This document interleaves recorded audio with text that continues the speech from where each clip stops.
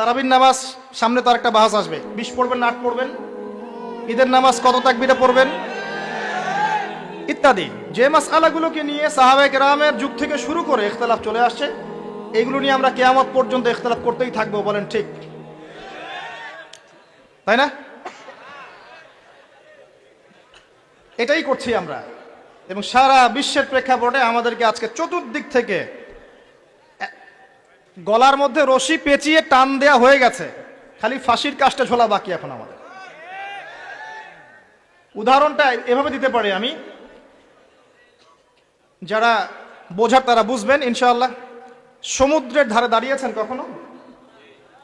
অনেকে দাঁড়িয়েছেন, ওখানে কিছু চোরাবালি থাকে, আছে চোরাবালি আছে। এই চোরাবালিতে কেউ যদি ডুবে যায়, দেখা যায় যে আস্তে আস্তে তার হাঁটু, তারপরে তার কোমর, তারপর বুক আস্তে আস্তে ডুবতে থাকে।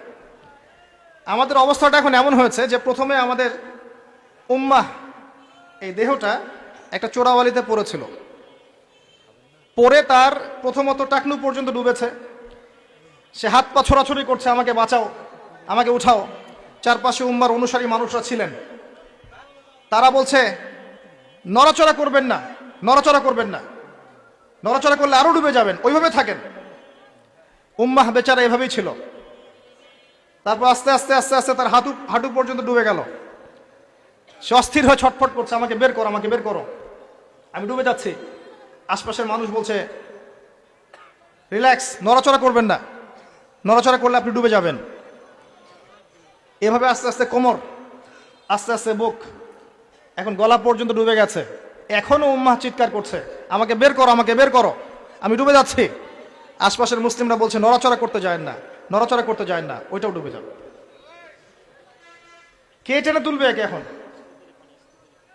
যারা আশপাশে আছে এই দুরবস্থায় এবং এই দায়িত্ব পালন করে নাই, আল্লাহ পাক অচিরে তাদেরকে সরিয়ে দিবেন ইনশাআল্লাহ, কোনো সন্দেহ নাই। নতুন কোনো কওম আসবে ইনশাআল্লাহ, নতুন কোনো প্রজন্ম আসবে ইনশাআল্লাহ, যারা এই উম্মাহটাকে আবার তুলবে ইনশাআল্লাহ। এবং আমরা জানি, আমরা আখিরুজ্জামান স্টাডি করে দেখেছি যে বিশ্বের সামনে এমন সময় আসবে যখন ঈসা ইবনে মারইয়ামকে আল্লাহ পাক নামাবেন, এবং এই বিষয়ে কোনো সন্দেহ নাই। আর ন্যাটো যদি চেষ্টা করে তাকে থামাতে পারবে না। কথা বুঝতে পারেন নাই? পৃথিবীর কোনো শক্তি তাকে আটকাতে পারবে না। আল্লাহ পাক এটা বলে দিয়েছেন, সিরিয়ার দামেস্কের সাদা মিনারের উপরে 2 জন ফেরেশতার কাঁধে ভর করে ঈসা ইবনে মারইয়ামকে আল্লাহ পাক পাঠাবেন। হাদিস এভাবে এসেছে, তার চুলগুলো ছিল ব্রাউন কালার এবং অনেক কাত পর্যন্ত লম্বা। চুলগুলো দিয়ে টপ টপ করে পানি পড়তে থাকবে, দেখে মনে হবে মুক্তা ঝরে পড়ছে। এত স্পেসিফিকলি কোন কিতাবে বলা থাকতে পারে, কোন রিলিজনের মধ্যে থাকতে পারে ইসলাম ছাড়া? ইসলামই তো সেই রিলিজন যেখানে আপনি হায়েজ নিফাসের মাসআলা পাবেন, পররাষ্ট্রনীতিও পাবেন। অন্য কোথাও আছে? ঈসা ইবনে মারইয়ামের চুল দিয়ে টপ টপ করে পানি পড়তে থাকবে, এটা পর্যন্ত বলা আছে। এবং আল্লাহ পাক বলেছেন, তার রাসূলের মাধ্যমে জানিয়েছেন সাল্লাল্লাহু আলাইহি ওয়াসাল্লাম, যে ঈসা ইবনে মারইয়াম প্যালেস্টাইনের বাবেলুদ নামক জায়গায় মাসিহুদ দাজ্জালকে হত্যা করবে ইনশাআল্লাহ। এবং এখান থেকে, ওই জেরুজালেম থেকে তিনি পুরো বিশ্বে ইসলামী খেলাফা বাস্তবায়ন করবেন। এটা কত বছর পর? এটা ননসেন্স প্রশ্ন। এটা কত বছর পর? এই প্রশ্নটা হচ্ছে এমন প্রশ্ন যে আদম আলাইহিস সালাম আর হাওয়া আলাইহিস সালাম যে গাছের ফল খেয়েছিলেন, ওই গাছের নাম কি? এই প্রশ্ন যেমন ভিত্তিহীন, ননসেন্স প্রশ্ন, এরকমই ননসেন্স প্রশ্ন হচ্ছে কত বছর পর এটা হবে। এটা দিয়ে আপনার কি দরকার? কত বছর পর হবে এ দিয়ে আপনি কি করবেন, আমি কি করব? কারণ আমরা তো অপদার্থ, আগাছা, আমাদের সাথে এগুলো সাথে কি? আমাদের তো বেসিকই ঠিক নাই। ঈসা ইবনে মারইয়াম এর হাতে আল্লাহ রাব্বুল আলামিন 40 বছর পৃথিবীর খেলাফা রাখবেন ইনশাআল্লাহ তাআলা। তখনকার যে প্রজন্মটা থাকবে, এই প্রজন্ম ইনশাআল্লাহ ওই চোরাবালিতে ডুবে যাওয়া উম্মাহকে টেনে বের করবে ইনশাআল্লাহু আযজা ওয়া জাল। এখন সময়ের অপেক্ষা করে বসে থাকার জন্য আপনাকে পাঠানো হয়নি, আমাকে পাঠানো হয়নি। আল্লাহ পাক কিছু দায়িত্ব দিয়েছেন। প্রথমটা বলছিলাম, আপনাকে জ্ঞান অর্জন করতে হবে, এবং জ্ঞান অর্জনের প্রথম ধাপ হচ্ছে আল কোরআন।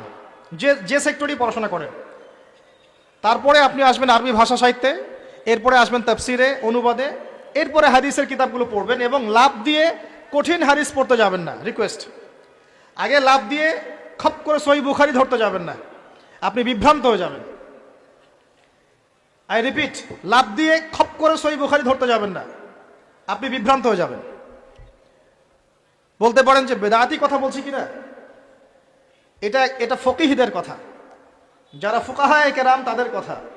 কারণ লাভ দিয়ে কেউ MBA পড়তে পারে না, লাভ দিয়ে কেউ মেডিকেল সায়েন্সের বই পড়তে পারে না, এক লাফে কেউ এই যে ডক্টরেট করতে পারে না, পারে?